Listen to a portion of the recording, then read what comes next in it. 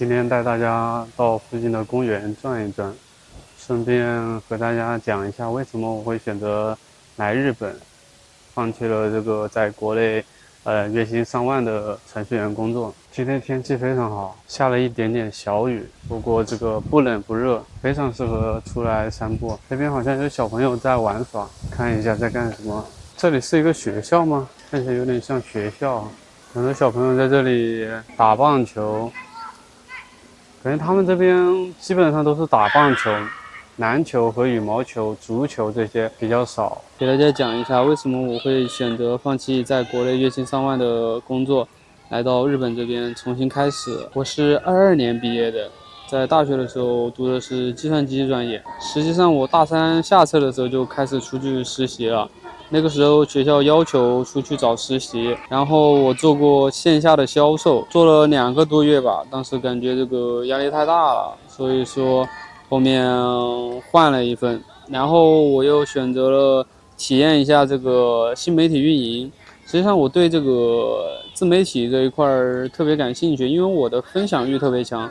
所以说我也想了解一下这个新媒体运营这个行业到底是干什么的。后来去应聘这个新媒体运营，然后又在这个新媒体运营这个岗位上干了一段时间。但是这个领导他说我更适合做销售，因为我更擅长去跟别人聊天或者说什么的。实际上我在网络上非常的健谈，但是我在现实中是非常社恐的。然后我经常就是能跟别人聊很长一段时间。然后承担的概率还不错，后面领导就把我调到了这个销售岗，然后又在线上销售干了两个多月吧。后面感觉压力太大了，因为每一个月都要定新的目标，就每一个月要比每一个月高，我就感觉压力太大了，而且它又是那种日夜颠倒的那种工作模式，所以说后来我就选择还是干老本行吧。但是在大学的时候，这个技术学的又不怎么样，后面还是在线上买了一个网课，然后自己在学校对面租了个房子，开始了长达2个月的自学，就是学 Java 开发嘛。因为我是计算机专业的，无非就是程序员或者是说网络安全这一块。然后在那段时间就稍微把技术学了一下，但是实际上学的也不是特别好。然后在21年11月份的时候去参加了一次校招。因为那个时候陆陆续续大家都开始准备找工作了，我也去了一次校招，第一次面试就过了。后面我就想着，算了吧，我看那一家公司也是上市公司，然后我就直接去了。刚开始的这个底薪是7000，但是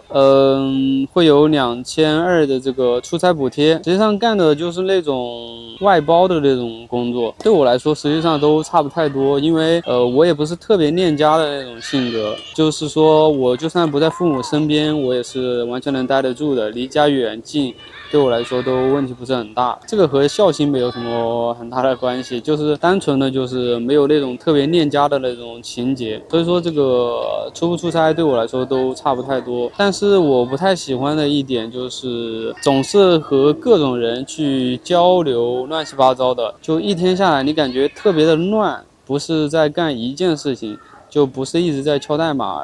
而是需要和各种客户去进行交谈，然后那个项目做一下，这个项目做一下。所以说我面对这种情况我就干得挺不开心的。实际上我是希望一天去做一件事就一直做，然后全神贯注，我希望一件事一件事的来。但是我当时做的那份工作就完全不是这样子，所以说实际上干的也有一点点不开心吧，不过也坚持下来了，坚持了2年多。我是什么时候决定要来日本的呢？就是去年的国庆节的时候，当时我是这样想的，就是感觉每一天，都是重复着一眼望得到头，我感觉未来好像没什么盼头。为什么我说这个能够一眼望得到头呢？实际上和我接触的同事大部分都是比较年长的，就是有很多这种30多岁甚至40多岁的那种前辈。如果我想看未来的自己，那么我看一下他们现在的状态，就能看到未来的自己了。就顶多就是月薪2万到3万之间，然后每天这种重复的这个疲惫的工作，我感觉这好像不是我要的这个生活。而且就算拿着这个薪资，对我来说也并改变不了什么东西，顶多就是原来从2线城市买一个房，现在到这个新1线城市买一个房，对我来说本质上没有任何区别，住哪里都是一样的。所以说，我觉得这个东西对我来说没有一点诱惑力。但是我每天过得不开心的话，这才是让我比较痛苦的事情。所以说我当时就决定，还是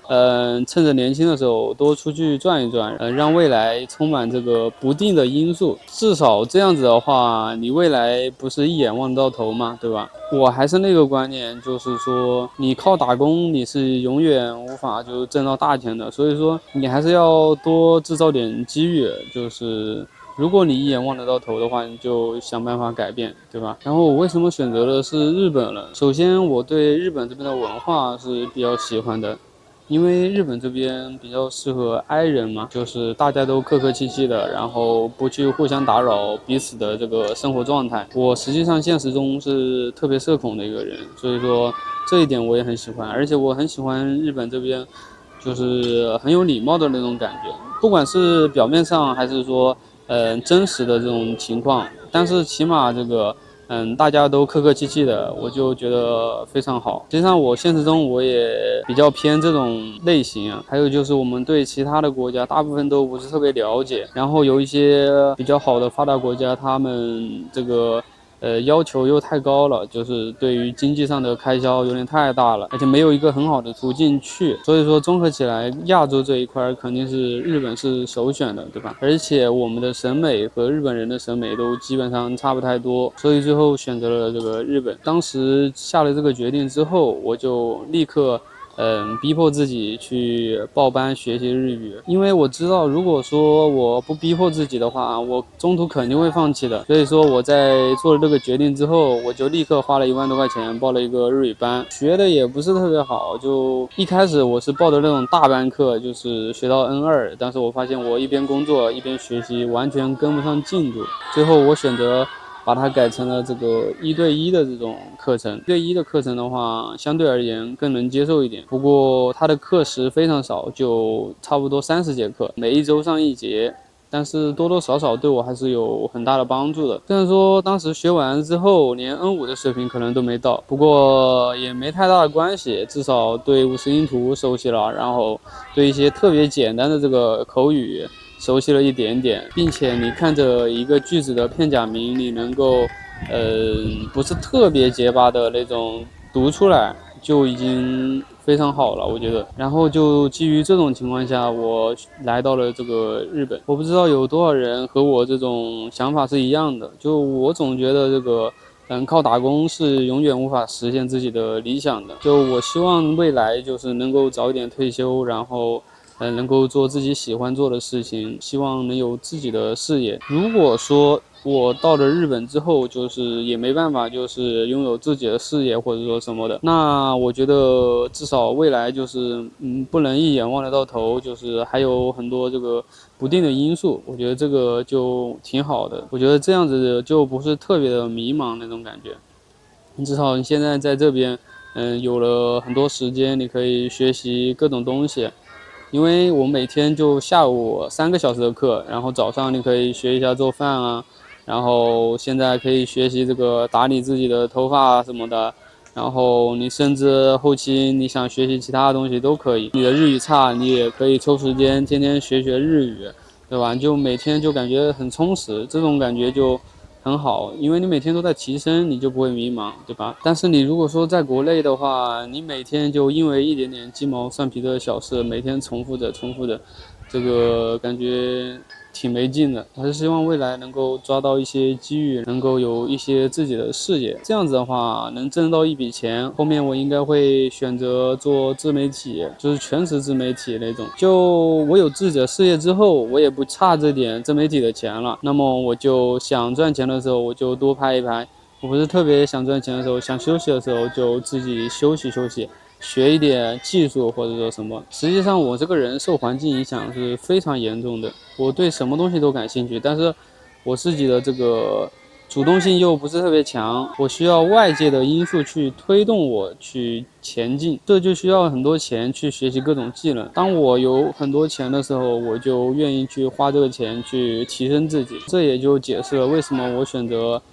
年轻的时候出来转一转了。因为这样子的话，你可以见到更多的事物，拓展你的知识面，未来你创业成功的可能性也就越大。如果你创业成功了的话，你就能从一个普通阶层到达一个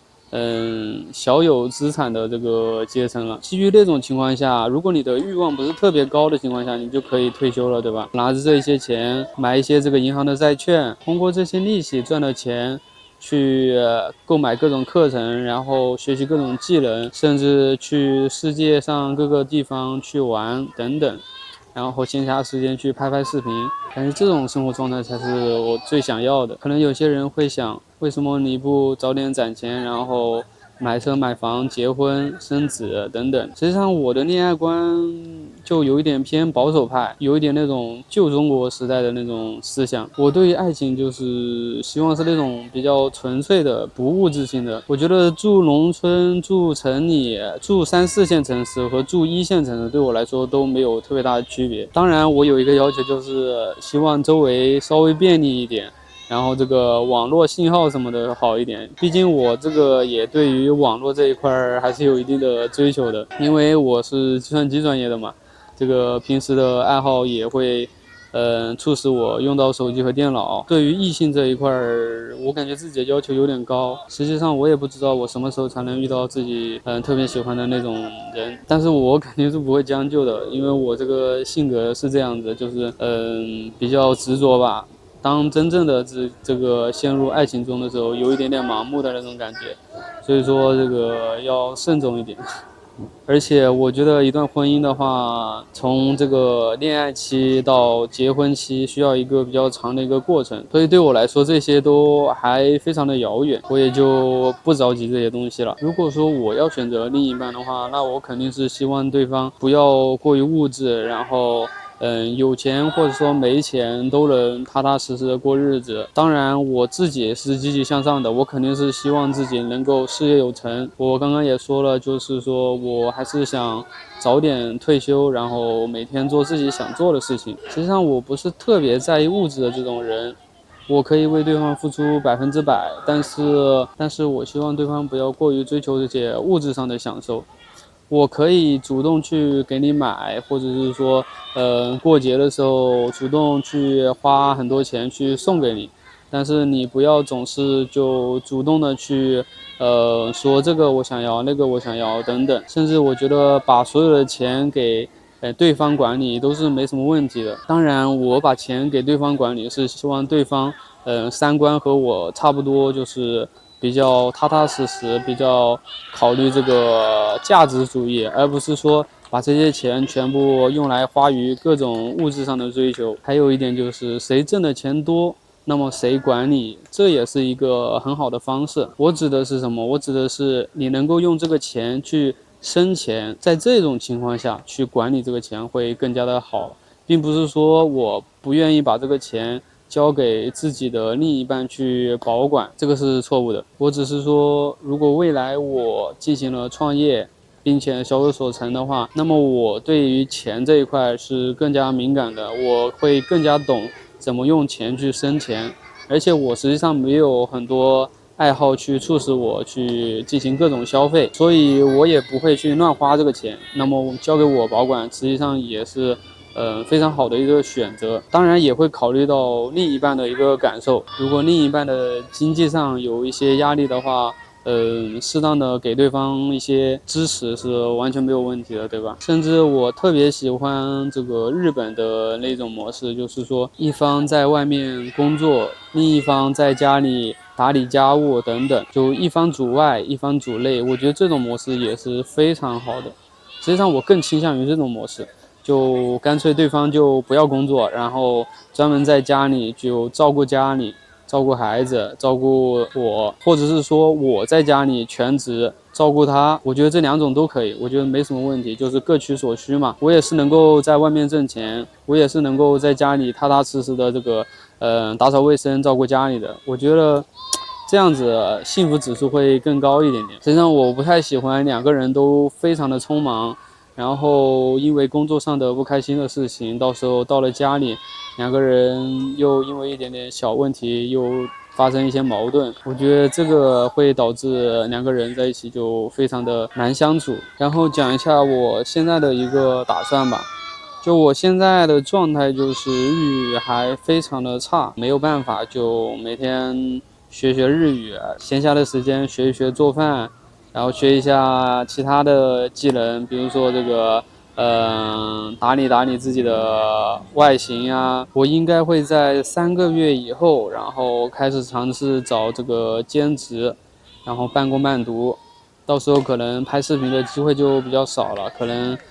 只有周末的时候才会偶尔出一出视频了。大概在第8个月或者是第10个月开始，我陆陆续续会开始尝试找工作。如果可以的话，我还是希望干自己的老本行，前期找这个 IT 行业的工作去进行一个过渡。毕竟这个日本这边 IT 行业比较缺人，而且我曾经在国内的时候这个做过 IT， 对吧？有一点点经验，虽然说这个技术不太行，不过我觉得再学一学，一边学习一边进步，应该也可以胜任这个工作的。而且 IT 行业相对而言，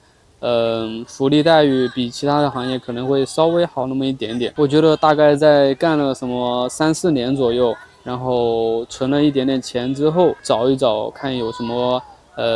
创业的机会没有。最好是在第4年、第5年找到一份可以进行投资的一个事业，然后开始尝试拥有自己的事业。不管是成功也好，失败也好，反正我觉得这个创业的这个风险是远小于这个一直打工的风险的。因为我拿着这几年我攒的这个钱也实现不了我的理想，所以说就算我投资失败了，一切从零开始，我也是完全能够接受的。毕竟我没有房贷，没有车贷，对吧？而且没有家庭的这个约束，我父母的话也不会给我特别大的压力，最多就是在婚姻上可能会催我一下，但这个都问题不大，因为我父母也是比较开明的，实际上也不会特意的就计较这些事情。在我事业上如果小有所成之后，我就会选择转行做自媒体，然后陆陆续续的开始